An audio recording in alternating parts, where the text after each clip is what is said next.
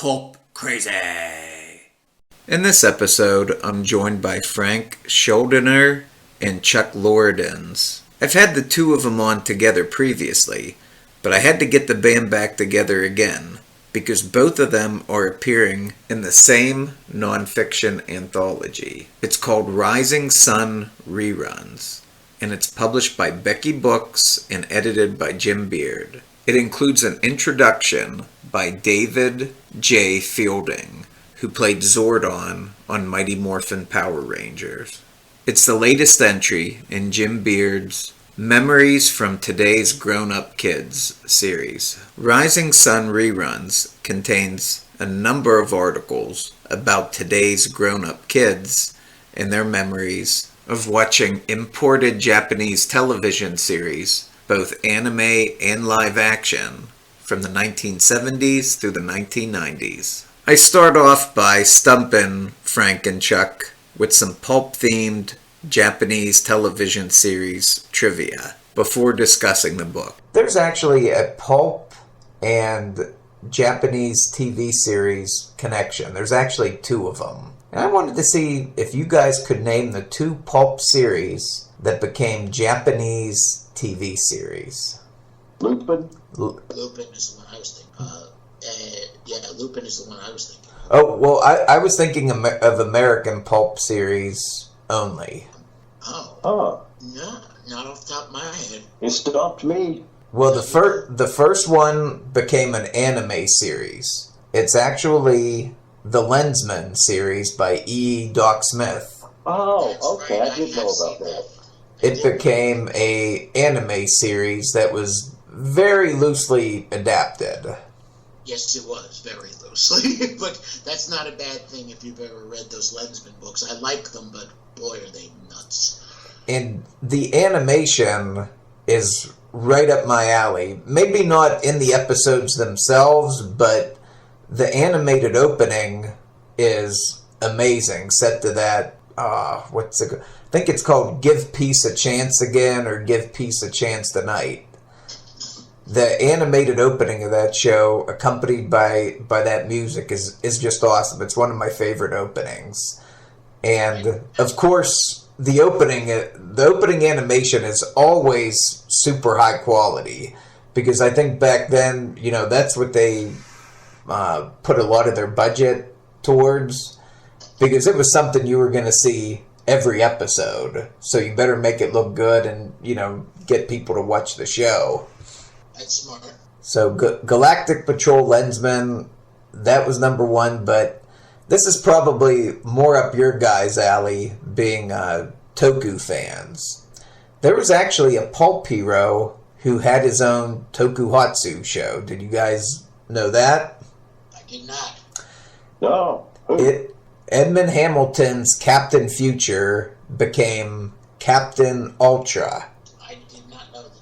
I've heard of Captain Ultra, and it was... because it's like people always mention it in conjunction with the Ultraman series. I've only seen a few episodes online, and they weren't dubbed, they weren't subbed, but it looked pretty interesting. I was able to watch them and be somewhat entertained, even without understanding a whole lot of Japanese. But from my understanding, once again, that was very loosely adapted. But those are two series right there that, I don't know, it just seems like there's a lot of Japanese TV series that deal with alien invasions. Yeah. So it kind of makes sense that they would mine these two series from the pulps. That's the end of me surprising Chuck and Frank with that trivia question. Now we're going to start talking about the book itself. Yes, this is my first time contributing, but this is a part of a series of books he's done. Right, Frank? I think you've contributed to them before? Yeah, Jim tries to use me in all of them. He did one with monsters. He did another with Dark Shadows, and he had the actress who played one of the major parts on that show, Captain Lee Scott. And this one, and he has more coming. So, yeah, I've been a regular contributor to Becky Books, and they're always a lot of fun to work on. You never know what you're going to get from the writers. Cool. I'm going to have to go back and read some of them now, because I was actually unaware of the. I think I'd seen you mentioned a couple of them before, but I never really understood the concept of them. Is that they weren't actually verbatim breaking down the shows themselves, but focusing on people's actual memories of them, especially from their younger, not undeveloped, but just prepubescent brains, and their understanding of the shows and content back then as opposed to how they view it now. And it's a fascinating concept. It is a great idea on his part because you have to really go back. He did one on the G.I. Joes, and with that one, G.I. Joe action figures, he had people like myself who had the big 12-inch ones, and I had to go back mentally and think of what happened back then. And that wasn't such an easy thing because I've taken a lot of hits to the head. So memories are not my best things, but I had a lot of fun remembering each time that he gives me one of these assignments. It's like, wow, I remember that. That was fun. And, a whole story comes out of it. And, memory is a tricky thing, but then you start remembering, wait a second. When I was watching Dark Shadows, I actually remember somebody at a camp. I was at a day camp, and I probably was like 3. And I was watching that show on and off because it was a daytime show. And 2 of the counselors were talking about it, and they said they wondered what happened. And I turned and I gave the answer. And they're like looking at this little kid who's telling them exactly what happened to their favorite werewolf character and all that. And they were like, what the hell? And my friend, who's still my friend, Sharon, been my friend since we're 6 months old, she said, yeah, he watches that every chance he can. So you have a good time remembering this stuff, but then you also have to try to think, it's like, well, am I remembering that, or am I remembering that I think I'm remembering it? So, it ends up a fun little mystery for yourself. Right. So, yeah, there was some good stuff in there, though. Good shows. Like I said, I had seen the commentary on some of these previous books, but I just happened to be scrolling down my social media timeline, Facebook, and Jim Beard had put out a call looking for somebody who has childhood memories of the Tokusatsu brought to America show Spectre Man. And I mean, that's pretty much what I do on social media anyway, is I talk about my childhood obsessions in short essay form. And I was like, okay, this is something that I would like to do. And early on in mine and Frank's internet friendship, I remember he posted a video of a Japanese children's chorus singing the Ultraman theme song.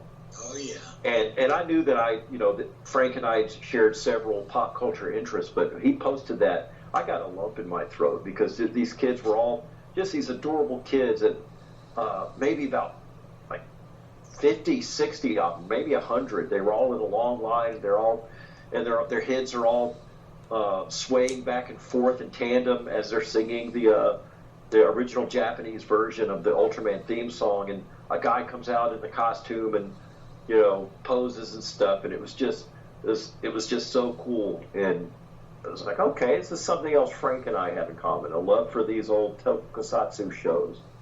And it's a great chorus. I remember that. I haven't probably thought of that since, probably the last time you and I spoke about it, which is about years. But I remember that so clearly because it was like getting to see your childhood. I only get that experience occasionally. The last time I can think of that I had that experience was at the third Avengers movie, when everybody was assembled about to go to battle, and Captain America said said those words. It was like, oh my God, my childhood right there. Oh yeah, Endgame. I was literally about to start crying when he said Avengers Assemble. It was like, oh my God, that's it. Oh yeah. And to have that stuff come back when you're an adult is a moving experience. And, Absolutely. That was one of the, and that's what these books really sort of do. They bring back these memories for anybody reading it. Because, I'm reading some of the other articles, and people are talking about, Speed Racer or Kimba the White Lion, and I'm remembering scraps of memories of shows I've only seen a couple of times and haven't seen in 50 years. And it's like, oh, that's such an awesome moment. So, yeah, Well, good stuff. and one of the things I think we have in common, Frank, is an appreciation for pop culture from around the world. We both love luchador movies, kaiju. I even like, it's like one of the more recent things is Bollywood. It's just it's all fun to watch because it's they take something that they've seen from another culture and they make it their own and add to it. And like as you know, I'm very into K-pop these days, and it's just fascinating how it's like cuisine or anything else where you take a basic recipe and you add something to it and make it your own. And I'm just fascinated by it. I remember, I really don't want to talk too much about my article because I want people to read it, but part of the genesis of it was when I was a kid, I moved with my mom and my older sister to Albany, Georgia. And we came from Louisiana at that point, and we didn't have cable. Cable was something that, we didn't have in Louisiana, at least not where I lived. And even when I visited other places, it was usually people who had money, and our family didn't have money. But we were able to afford cable when we moved to Albany, Georgia. And I just remember waking up early in the morning, I think it was a Superstation, and they had all of these programs. And I was mostly looking for things that they weren't showing on network television, like the old Fantastic Four cartoon or the Filmation Superman and Aquaman type stuff, and the botchy Spider-Man, and one of the first things they ran early in the morning was Speed Racer, and it was the first anime I'd ever seen, and it just the thing I loved about Speed Racer, it was literally like watching a show based on the way that we played with Hot Wheels as a kid. Now it's running up the side of the sofa. Now it's turning a flip in the air. Now it's landing on the coffee table. That's the kind of stuff that they did on Speed Racer. The cars did stunts like we did with them as kids. Absolutely, they did. And part of my article talks about my favorite character out of there was Racer X, the Masked Racer, and how I kind of always drifted to those semi-bad guys. They were always good, but they were kind of on the bad side too. The Speed Racer was the one most people liked, but it was like, nah, Racer X was the cool one to me. And one of the things that was so cool about these shows was you didn't have to understand all the dialogue or all this or that. The visuals and the style and the music were so much fun that you wanted to see it again. And one time I'm hearing a lot of people arguing at my dojo some business stuff. And what I did, just because I was working on the computer in another room, I put on the Speed Racer theme song just to give my ears something else to hear. And, just because, Go Speed Racer was just, to me, the best thing in the world, and it still is. Oh, yeah, the theme song caught me just immediately.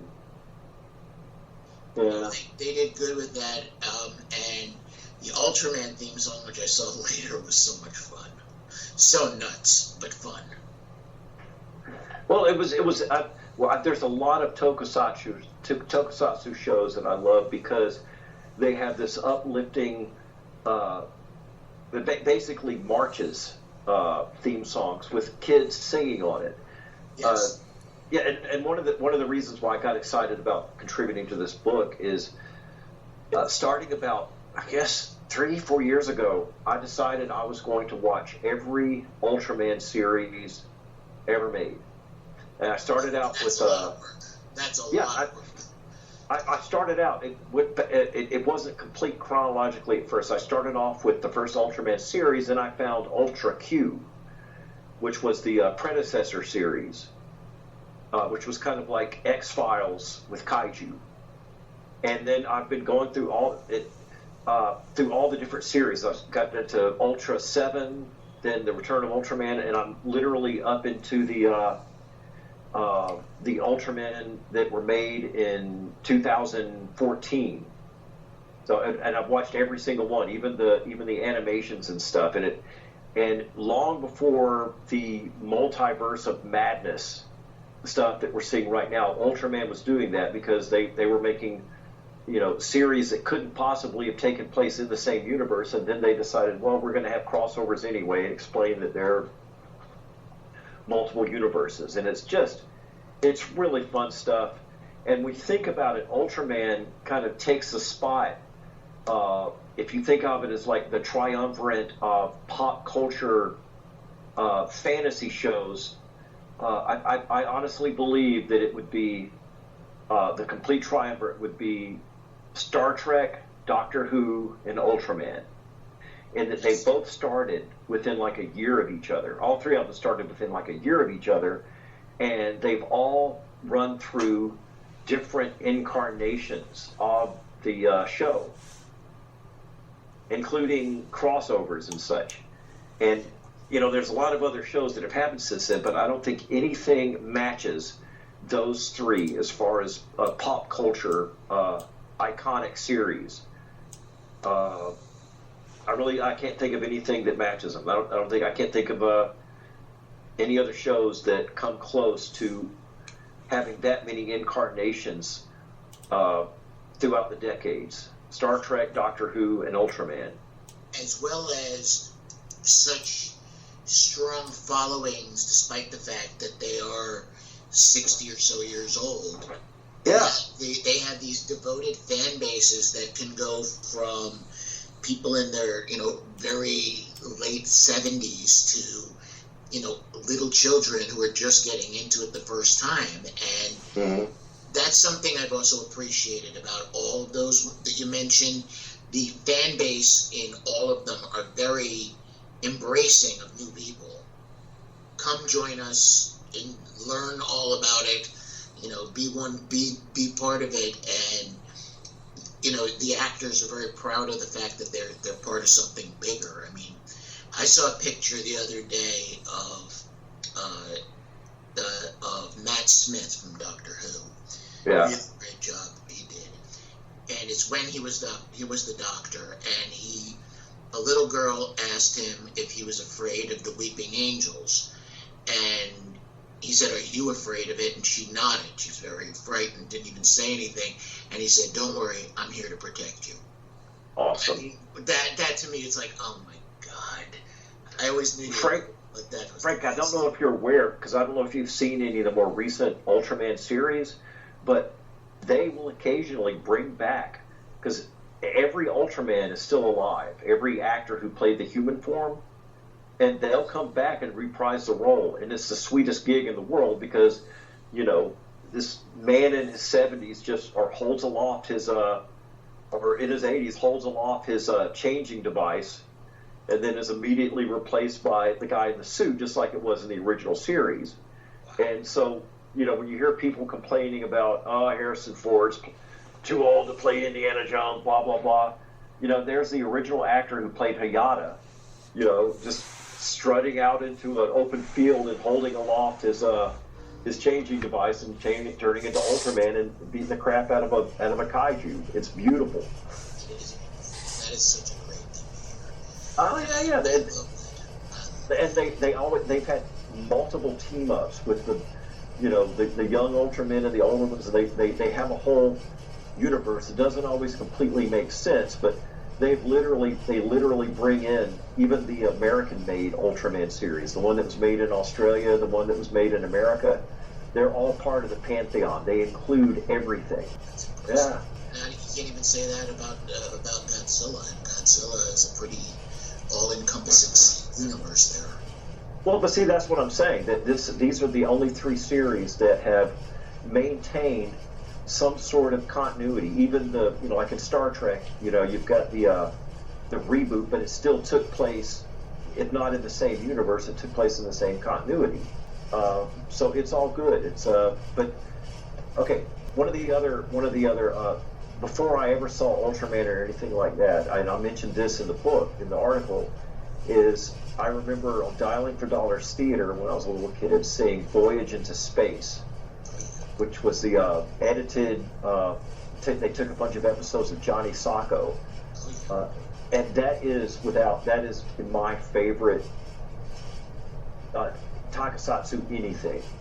I will always have a huge. I remember seeing that as a kid and like, that's the fantasy right there. That's what I want. Being picked on at school. I want this giant robot I can call with a wristwatch. Will do whatever I tell him to. Just the best damn show. It really was, and that's one of the things I didn't mention. That one I mentioned. Ultraman had the little kid in the one I saw originally. Yeah. And I actually said I was, but by the time I saw it, I was just discovering girls. And I was very envious of him because he could hang out with that really gorgeous communications actress. Yeah. I was like, oh God, I was envious. He gets to hang out with her and gets to wear a great uniform with a gun. Well, that's another constant in all the Ultramen is there's usually always a kid sidekick somewhere. Yep, that's a running theme that I've noticed because I didn't know there were multiple Ultra universes until I was about 17 or so. I mentioned that in my article. I went to a comic store and I both learned about the different universes and also not to ask questions at certain comic book stores because you could get info dumped on you like no tomorrow. That's what podcasts are for. That's right. If you're a geek with diarrhea of the mouth, call it a podcast. That's what I do. Just talk about crazy subjects. Co-workers don't want to hear you talk about K-pop. Go on a K-pop podcast. Problem solved. Co-worker, the girl you're dating doesn't want to hear about space giants, Goldar, Silvar, and Gam. Go on a podcast That's what I do with my wife. She doesn't want to have any interest in listening to me talking about Dennis Whitley and Devil Rides Out and Machiste and all my crazy obsessions. Just call a podcast or one of your friends. I don't want to listen to it. Okay, I'd like to ask our host what shows he remembers from, because he's a tad younger than us, just a smidge.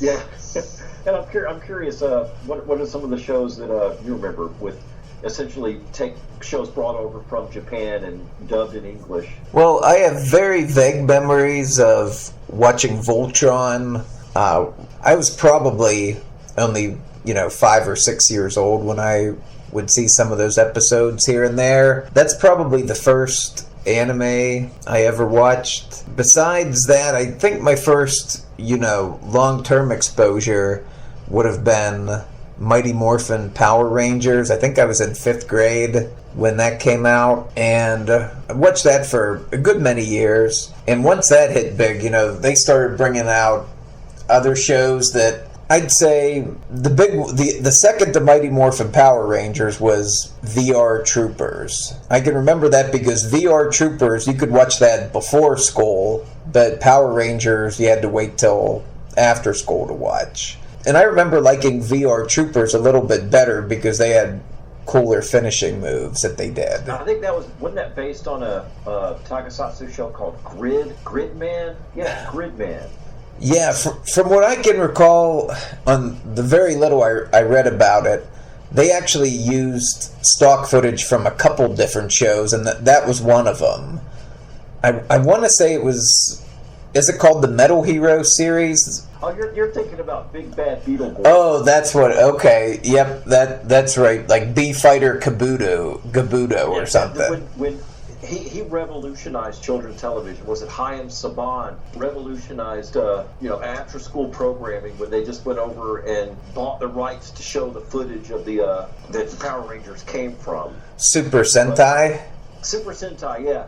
And cast American actors playing, just in so Archie type scenes, and it was a brilliant move because he didn't really have to pay for any special effects or anything like that. That's what I was gonna ask you guys. When you guys were growing up watching, the shows that came out before, Power Rangers was brought over, how did they handle that? Did they just dub all the voices for all the Japanese actors? But you have to understand that we grew up on things like Godzilla and all of that, and so to us, dubbing was just normal. It's like, all right, it doesn't match. Who cares? Just we're there to watch the fun.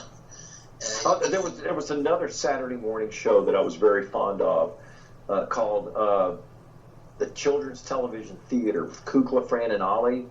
Oh, sure. And they would show children's films from around the world with dubbing, and so we were used to it. That kind of stuff, we just perfectly accepted it. Just like when we got older, we perfectly accepted subtitles. It's why subtitles were really not a lot of problems for many of us, because to us it was just an extension of the dubbing process, because we grew up on the Godzillas, the Hercules movies with Steve Reeves and those kind of people. They were all dubbed. There was no subtitles, and by the time subtitles hit us, we were old enough to be like, all right, let's hear what they actually sound like. Okay. It's never really an issue. And it's so funny because there's so many, and here's me being a crotchety old man, but I hear so many young people today complain about dubbing or subtitles or what they might call cheap CGI or something. It's just, it takes me out of the story. It's like, and I think this is like this Princess and the Pea generation, where it's like, oh God, this one. Frank and I had a disagreement about one show. It's like it was part of the Netflix series. It was Iron Fist, and the fight choreography really bothered Frank, but it didn't bother me. It didn't take me out of the story. I still appreciated the story, but it turned a lot of people off because the fight choreography, and somebody who's a martial artist like Frank, that's that can really make him cringe. Yes, but at the same time, there's the difference between me and a lot of others, and this is why Chuck and I have been friends for like 20 years. When I say it takes me out and I can't enjoy it, I'm not going to say anything more. It's me, my personal opinion. I don't get angry if somebody says, "Oh, I really liked it." All right, you liked it. But did it make you not enjoy the story because of the bad fight choreography? The fight choreography disturbed me incredibly, and the thing was, I kept watching because I didn't mind the story. I thought it could have been a lot better, but I didn't mind it. So I saw every episode. So it's not like I had an abiding hatred. If I had an abiding hatred, by the second episode, I'd have been like, all right, I'm tapping out of this. But I watched every episode all the way to the end, where I wanted to see what the next story was, and hoping that they would, upgrade the fighting skills. But because they didn't, it isn't. I moved on. That it takes a great deal for me to just not like something to the point of walking away. And that wasn't going to do it. I mean, I watched every episode of Iron Fist. I just didn't particularly think it was the best thing they could have done. Okay, well, see, I'm talking about the kids that just, God, I couldn't make it past the first episode. I just don't understand, and it's like, I just wonder, when you go down that path of logic or reason or whatever. I actually had a friend whose dad was telling me that he just couldn't enjoy any movie that wasn't a documentary because he knew that there was somebody holding a camera. I'm sure. Yeah, that's taking it way too far for me. Yeah, he said he couldn't enjoy any movie because he always knows that there's somebody holding a camera, so he could not suspend his disbelief. And it's kind of like when I hear people nitpick superhero shows, saying, "Oh, that's ridiculous, Clark Kent with the glasses." It's like, oh, so this one little thing is ridiculous. This is a world where I remember in the early days of discussing, the pulp crossover universe type thing. This is a world where you can put on a domino mask and you're disguised. Accept it. This is a world where you can spirit gum a putty nose to disguise your features, and no one's going to see through it. They're not going to smell the spirit gum or the makeup or anything. They're not going to smell the grease paint. Just accept it. The person is in disguise. They really believe Richard Wentworth is an old lady. Accept it. Right. It's just if you can't suspend your disbelief, then watch a documentary. Right, because you're losing something in the translation. I mean, one of the great things was there's an amazing movie, and it's the only talkie Lon Chaney did, called The Unholy Three. Oh, yeah. I love that movie.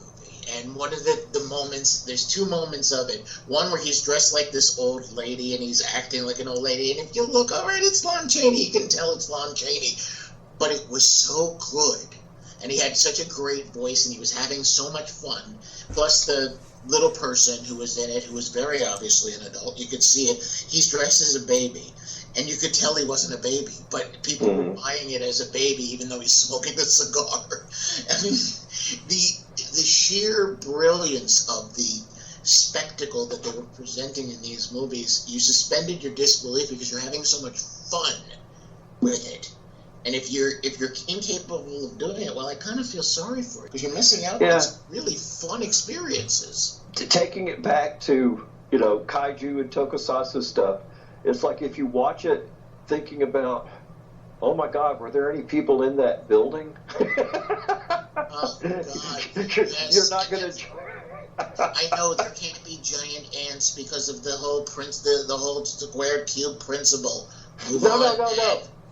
No, I'm talking about just if you're watching like an Ultraman fight, when somebody gets thrown on top of a building, you really can't just stop and think, oh God, I hope there weren't people in that apartment building. And also the fact is that nobody could be that big and exist too. We get that. We already know that. It's like if you start applying that kind of real world thinking, then my God, why are you even sitting here? Right. Sit down in front of C-SPAN and absorb, because that's where you belong. Yeah, and it's when they try to bring too much. When you hear grounded in reality, like Zack Snyder and stuff, it's like, I don't want it grounded in reality. I get enough reality every damn day. I want escapism. That's what I tell people. It's like, okay, if you're going to ground it in reality, we're going to sit here and I'm going to talk about my many injuries from 20 years of martial arts. You really want to listen to my list of injuries that happen when you're just training, let alone fighting people that are trying to kill you? Right, and that's essentially what they did in the Christian Bale Batman. I mean, the first one was more like the comic book, but they started getting into that. I think they actually based it on it was one of they call the garbage wrestler who basically had no more cartilage in his body from all the stunts he did, and they basically use that as a basis for the last movie of the Christian Bale Batman, saying you can't do that anymore. And it's like, that's fine for that type of realism, but I don't want that in a superhero show. I don't want that much reality. It's just that's the whole thing. Is if you explore too much about how psychologically damaged Batman is from childhood trauma, you're taking the magic. If you start thinking about, well, it's really horrible that he took this, orphan boy, his parents were killed in a circus, and took him out to fight crime.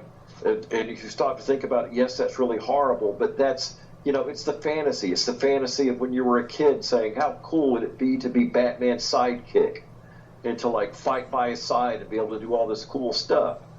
It's fun. I mean, I think Alan Moore didn't mean to change the genre when he did Watchmen.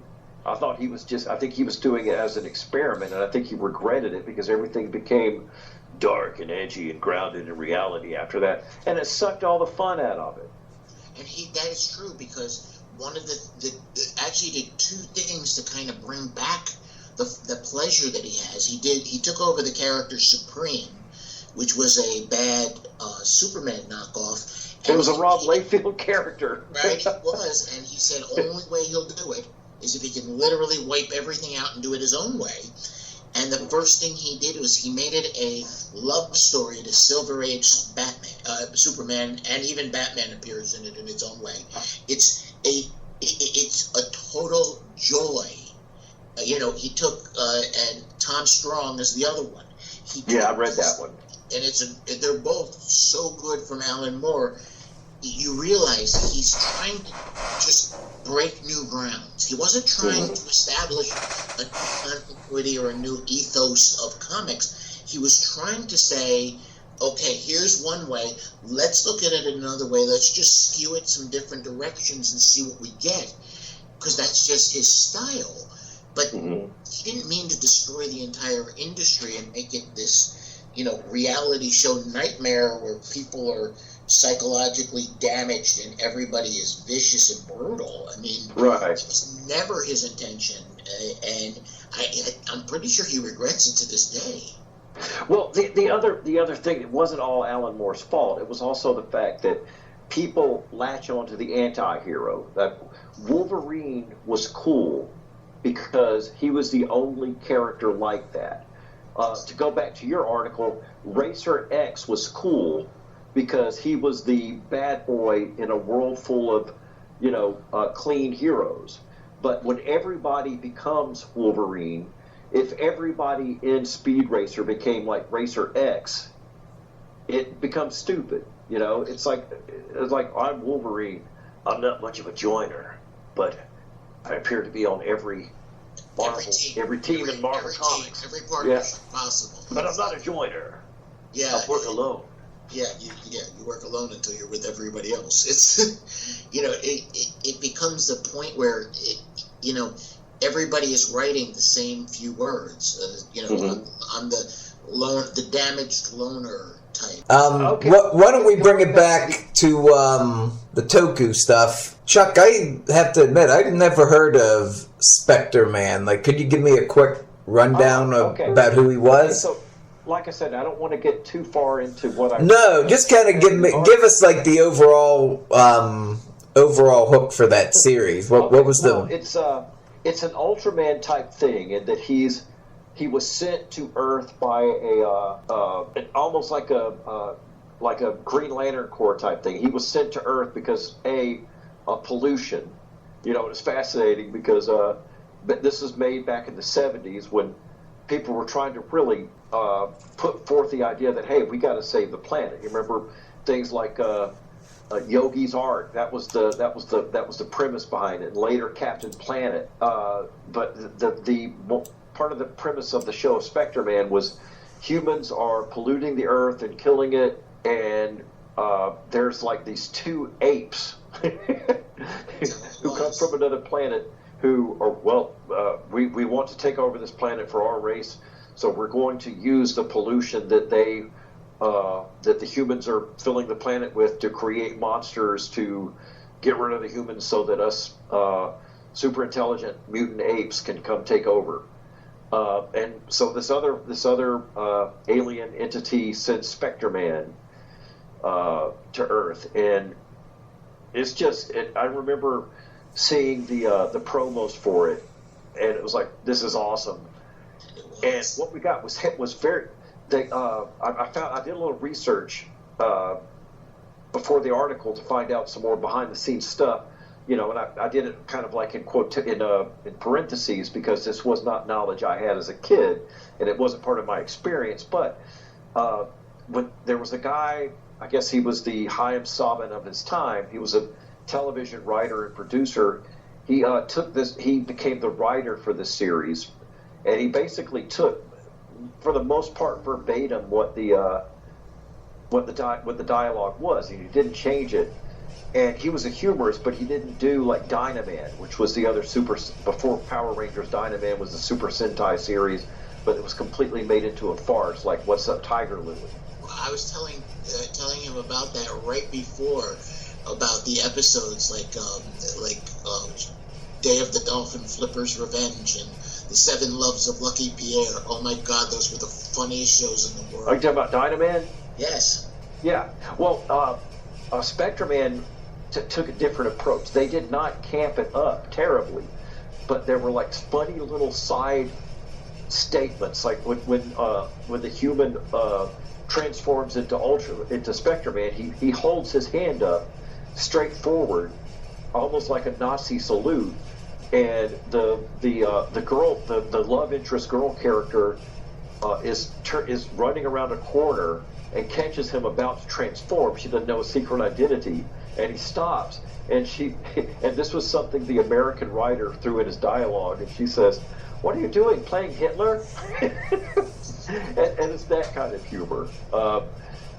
These are all on YouTube, by the way. Okay. The American dub version, and they also have this killer theme song that when you before you go to bed tonight, look up the Spectreman theme song on YouTube. You'll really enjoy it. It's a fun Ultraman type show. He transformed the human guy, joins an Earth group that's fighting pollution, and that's his base of operations, where he hears about, there's a monster, there's a kaiju coming to destroy Tokyo, and he transforms into the giant Spectreman and fights these creatures created by Dr. I forgot his name right now, the orangutan. I thought it was Dr. Zaius at first, but these gorillas that create these kaiju for him to fight, and it's just a fun series. They also is fun because they use suitmation, of course, but they also do some stop motion Harryhausen type effects in it. Cool. It was a fun show. Yeah.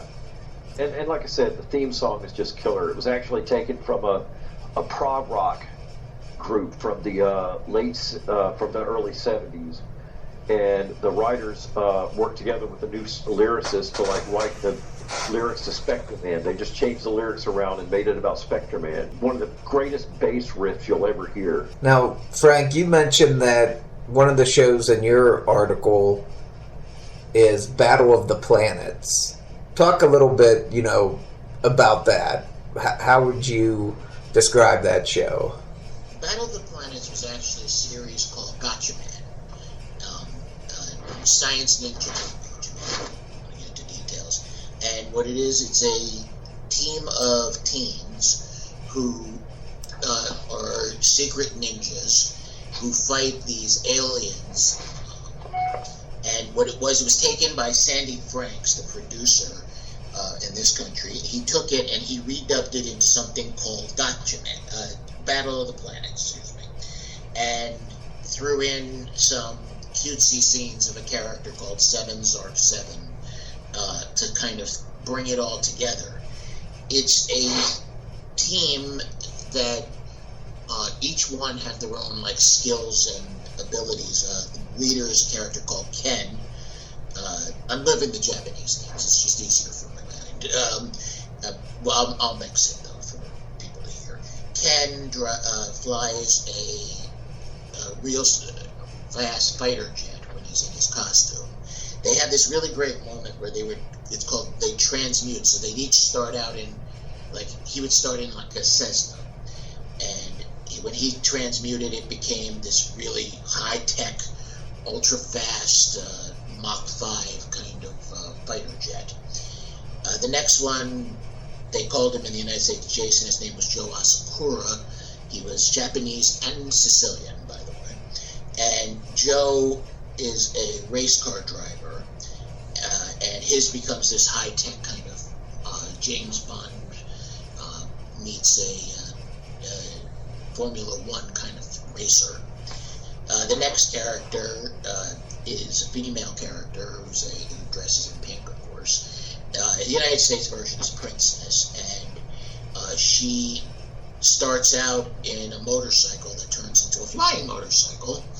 And the next one is a kid who they called Kia, but he was really just a kid. I don't know why they did these weird noises, and I'll tell you something about that in a minute. And the kid's name was Jinpei. In the United States, it was Kia. In the United States, for some reason, he was a robot or an android. In Japan, he was just a kid. He was just like a little 12-year-old kid. I was never sure whether he was a robot or not. I just thought he had some kind of Tourette syndrome or something. Yeah, it was because they make him do these weird noises for some reason. It just made him make a handy kind of sense.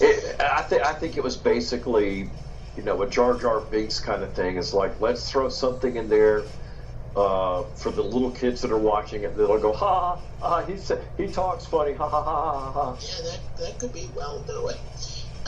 And he has a kind of flying tank, really. It's kind of cool.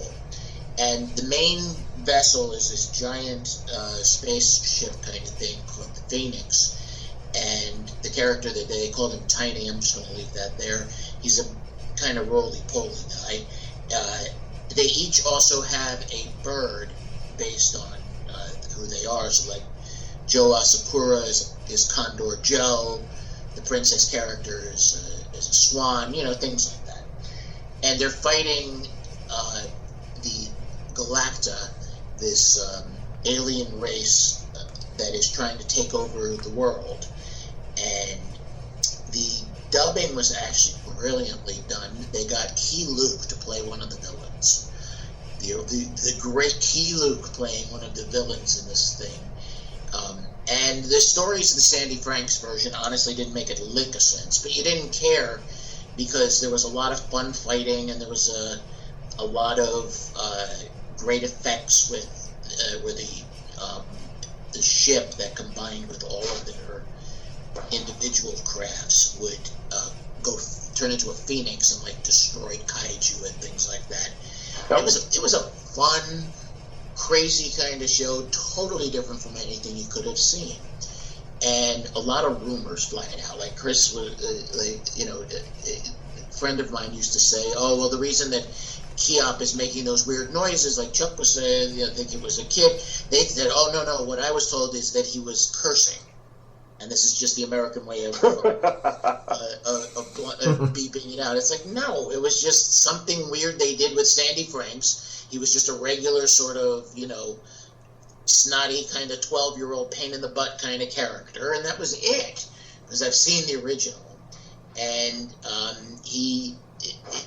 it had 3 official series, and only a bit of each made it to the United States. It was also known as Eagle Troopers, I believe, and I think there was another version of it. I have the originals on DVD somewhere. Hey Frank, who was the guy that he was like a human contact they had, and he looked like a really hip Ned Flanders. He had that's exactly what he looked like. If you put your Ned Flanders, increase his hair and make him a little cooler looking, and you've got the bell bottoms. Yeah, you got the professor there. I can't remember his last name, but he's this really. The mustache is exactly the same. The hair is the same color.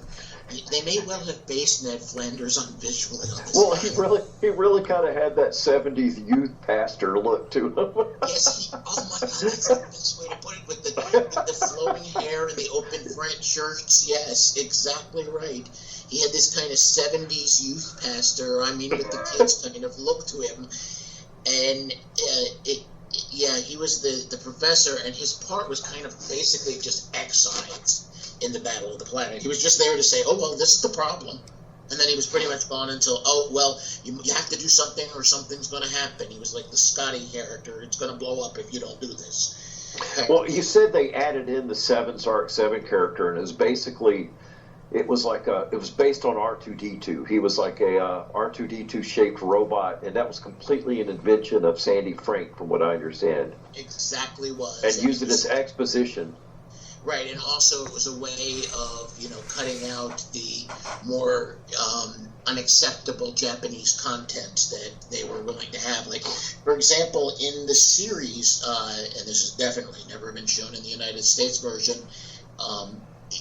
Joe Asakura is badly injured, and they don't show this, rescuing a puppy. And the injuries end up a lot more deadly, and he ends up supposedly like sacrificing his life for the team. And he comes back, and he's like, and he comes back like as a cyborg unknown. They think he's dead partway through the 2nd series, and he kills all of these Galacta. I think they called them Spectra, in the United States version, Troops, and leaving his signature shuriken, which is shaped like a condor feather. And these are the kind of things they use the 7's Arc 7 to cover up. The fact that when, these characters the villains were getting killed, they didn't want to show that to kids. Whereas we could have probably just all right, he's getting killed, so what? It's a cartoon, nobody cares. But they didn't want that, and that's what Sandy Franks was kind of adding this really aggravating, cutesy nonsense to the show, and I've always had an issue with that. I was always thankful for the things that Sandy Frank did bring over, but there are some times when you get to see the original that you're like, God, dude, why? I remember when I saw the uncut subtitled version of Nausicaa in the Valley of the Wind, and when I looked back at the Sandy Frank version, I was like, you butchered it, dude. You butchered that incredible work of art. Yeah, in the interest of, I guess, supposed censorship, they ended up losing a lot of the flavor, but there was just enough there to make, Gotcha Man, Battle of the Planets a lot of fun for me. The same way that that they did with a lot of other shows over the years, but that was always one of my favorites, and that's kind of what linked me to, because I had seen some of the older shows like Kimba the White Lion, but honestly I can only remember Kimba was running a lot. I don't remember much about that dang show. And Gigantor, I remember the theme song. I remember the look of the robot, but I darned if I can remember one thing about the show. The first ones I could remember were like the Speed Racer and Battle of the Planets. Now see, Frank, what's cool about you and I, people like you and I, Frank, is the fact that these shows that they brought over to America were the gateway, because people like you and I, we went further. It's like, let's look at some of the unedited stuff. Let's look at other shows they had that we never heard of, and there's the stuff that we got in America is just the tip of the iceberg. There's so much great, anime has caught on big time over here, but there's a lot of tokusatsu that people just don't know. Tokusatsu basically means, special effects, fantasy shows, but there's just so many that America isn't really aware of. I'm always dependent on people like August Rigoni, who writes a lot of the liner notes for the Ultraman DVDs and stuff. He's written books on the making of Godzilla and stuff like that. But he makes regular posts on Facebook about, you can find this series and that series, and there's just so much great stuff. Shows that were made in Japan, special effects, superhero stuff. And there's so much to explore. Are you guys aware of Shout TV? Yes. By chance? Of course. I think you can get that with a free Sling account. I don't think you even have to have like a Sling TV subscription. Well, see, there's also Tubi. Oh, okay, yeah. Tubi. I use Tubi a lot because Tubi has anything that's not like, if you want Korean like noir and stuff like that, or certain horror, Japanese and Korean stuff, you can find it either on Tubi or Hulu. So I'm basically getting it for free either way. So I love that. It's also all on. It's also they've got almost all the Ultraman series on Tubi. One series I'm surprised they really haven't tried over here. They did it in the 90s after Power Rangers hit with Masked Rider. They tried it, but Kamen Rider. Kamen Rider. Yeah, they really need to try that again, because there's a lot of potential for that series to, I think, be popular over here if they get it right. Again, the original series is on Tubi, and amazingly, it had like 50-something episodes in the first season. And it's great because it's not giant kaiju, it's like human-sized kaiju, but it's... well, Frank will have to attest to this because he knows fight choreography better than me, or has more a critical eye about it. But the fight scenes always seem great in the original Kamen Rider. Have you ever seen this series, Frank? Yes, I have, and the fight scenes are very well made because the people who were responsible were Shotokan karate guys, and Shotokan is a traditional Okinawan style renowned for their excellent technique, and it's very technique based. And the Kamen Rider special effects guys really were efficient. The motions were all very theatrical, but they were also very interesting and real. I have very few complaints about that. I mean, they also utilized critical too. They also utilized a lot of these tokusatsu shows utilized the Japanese Action Club, which was started by Sonny Chiba. Yes, it was. They used a lot of his people in it. But Sonny Chiba has the same teacher as my teacher's teacher, a guy named Matsuyama, one of the greatest martial artists who ever lived. And his stuff is great. Also, the fact that Henry Sonata is like it's so funny because people are just like young people in the same way that young people are just now discovering Kate Bush. Young people are just now discovering Henry Sonata because he's been appearing on several. He was in Avengers Endgame. He was in the Mortal Kombat, the new Mortal Kombat movie. So suddenly he's being discovered. He was Sonny Chiba's protege. Yes, he was. And he's a real life martial artist. So yeah, he's exceptional at what he does. And yeah, the thing is that they need to try this stuff again. It might work now that people are more accepting of such concepts. I mean, Marvel Comics is a multi-trillion-dollar business at this point, and it's not because of the comics, and it's because of the movies, because they made it fun for everybody. I've heard nothing but good things about Kamen Rider Black. It is good. And that I've never seen Kamen Rider Black. I've seen the original, and I've seen Kamen Rider Amazon, which is really dark. I've heard that. I've never seen Amazon. I've seen Black, and I've seen the original. But they're good. They're enjoyable. They're fun.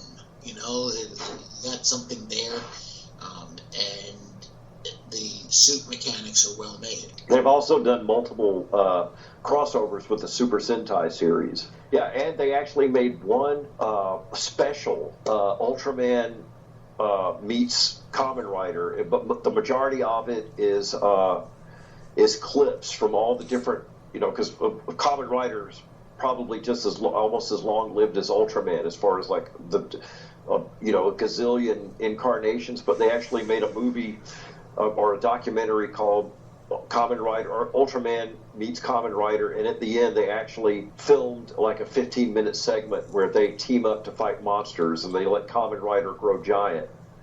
And it was like it's one of those dream projects, like everybody's always wanted to see Godzilla versus Gamera, because they were two different studios, but they actually were able to do they actually worked together, kind of like when they did Marvel and DC, Justice League and Avengers and stuff. They actually did a Kamen Rider meets Ultraman special, which is pretty cool. I'm hoping to eventually find a way to see the Shin Ultraman series, the movie, which I've heard good stuff about. I haven't seen that either. I've heard real good stuff, but I haven't seen it. And there's supposedly a Kamen Rider movie that's in development now by the director of Neon Genesis Evangelion. Yeah. It's the same people, Shin. Mm-hmm. Same people that made Shin Godzilla and Shin Ultraman. I think there were rumors that they were going to make a shared universe, but it was like just an announcement that they talked about for one day, and then there hadn't been anything else said about it. I think it's called Shin Kamen Rider, which is going to be, a remake of the original Kamen Rider.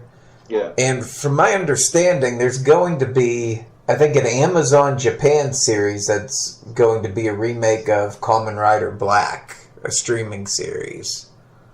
Okay. This is all part of, I guess there's some anniversary for Kamen Rider going on, either, this year, maybe next year, but... It's all great stuff. It's all great stuff. It's like I said, this book is really cool because it focuses on the stuff that was brought to America, changed up a little bit, and it was about our memories. But I'm hoping that that it will spark more interest in this genre, because I like the fact that Jim Beard wants us to write it from the mindset that we had when we saw it. And I think that's what all of these memories books are about. And I think that's beautiful, because what we were talking about earlier, if you're going to see the Marvel movies or the Star Trek series and stuff, and you're not watching it at least partially through the child that you once were, who looked at this stuff with wonder and awe, then, why bother? If you want to like suck all the fun out of it and make it all grim and dark, why? I mean, that's what you have slasher flicks for. You don't have to turn everything into grim dark. But yeah, I'm glad Jim Beard is making these books, because it's people need to get back in touch with that kid that still sees things with awe and wonder. Because I always like to think that when you meet somebody, the only time I really don't trust them is when I look them in the eyes and you don't see that child still in there. You don't see that mirth. You don't see that that sense of wonder anymore. That they're just like they're dead. They're just waiting to die. And I hope I never get like that. And that is one of the reasons I cling so tightly to the things that brought me joy when I was a lonely kid, the things that brought me perfect, beautiful escapism.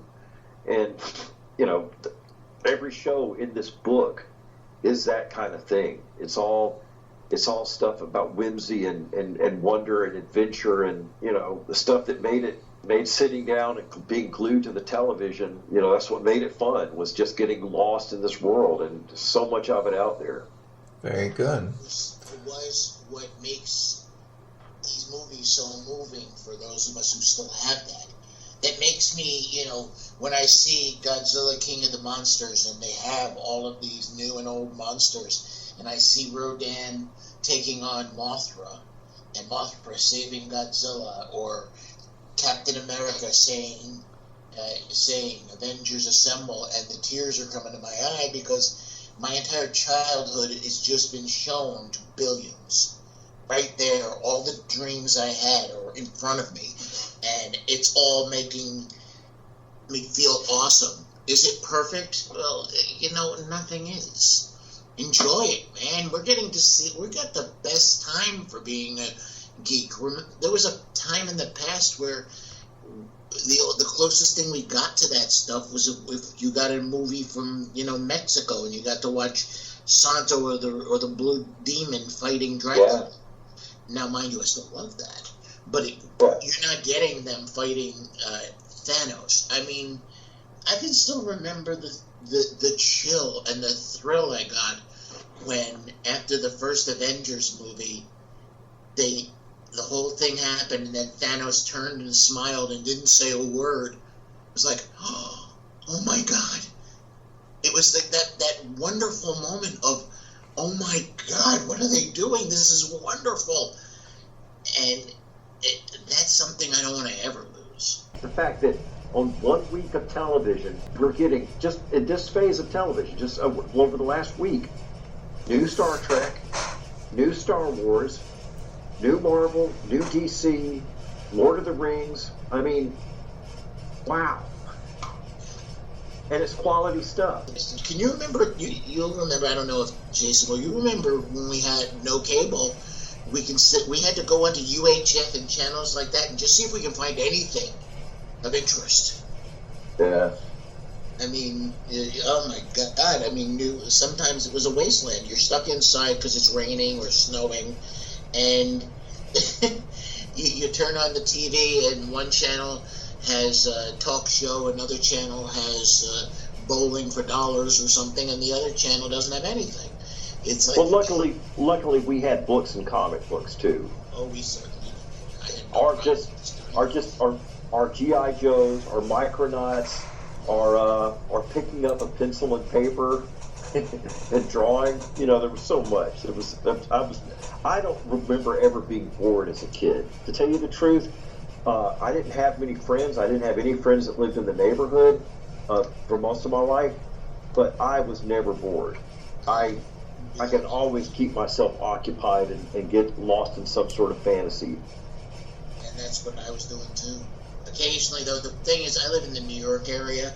There's more channels than most. So 9 out of 10 times I could find some movie, even if it wasn't exactly what I was looking for. And it did spread me into other things, but on the whole, didn't have any problem. Where can everybody find Rising Sun Reruns? I see it here on Amazon. They got the paperback and the Kindle version. Any other places where it could be purchased that you guys know of? Barnes & Noble. It's on Barnes & Noble as well. But most people are getting it from Amazon, and it's, I believe, number 6 right now. It was up to number 2 at one point. I don't think it's cracked number 1 yet, but I think it's number 6 right now in new releases in that style. So, yeah, it's pretty good. It's doing pretty well. You'll also find among Becky Books, there's the Dark Shadows book. There's a monster book as well about old, people's monster memories, monster kids like me. And I think there's another one. I'm just not thinking it. Oh, G.I. Joe. There's a G.I. Joe one too. And I'm in all of those. This is the first time Chuck and I have known each other forever, been in the same book. Well, this is only the second book I've ever been in. The only other time I've had something published professionally was in Myths for the Modern Age, which was about 2 decades, almost 2 decades ago. So I'm not very prolific. But that article of yours is still awesome. Okay, thanks. But yeah, it was very cool, being in a book with you, Frank, and I'm looking forward to Pulp Fest, us being able to sit down and chew the cud while we sign copies of Rising Sun Reruns. Absolutely. While we entertain the masses. Yeah. They're always looking for us to do that. Well, okay. Hey, can I plug the podcast I appear on regularly? Sure. It's called K-Pop Recap, and it's hosted by a guy who goes by the name Only Living Fanboy, and it's me and a couple of other guys, and we will review the K-pop releases for a certain month, and we'll talk about the music videos that were put out. And it's just, if you want to hear me talk about something else as passionately as I talk about stuff we talk about in this podcast, and check out, and if you just happen to like K-pop, that's an important factor too. If you want to hear me talk passionately about K-pop stuff I like, check out on pretty much any K-pop, on any podcast app, you'll find K-Pop Recap. Frank, anything you want to plug? Well, I have a couple of new books out. I have one from Pro Se called Siberian Bloodburn, and that is kind of a combination of my love of Soviet spy stuff. I have a weird love of that, and Lovecraft.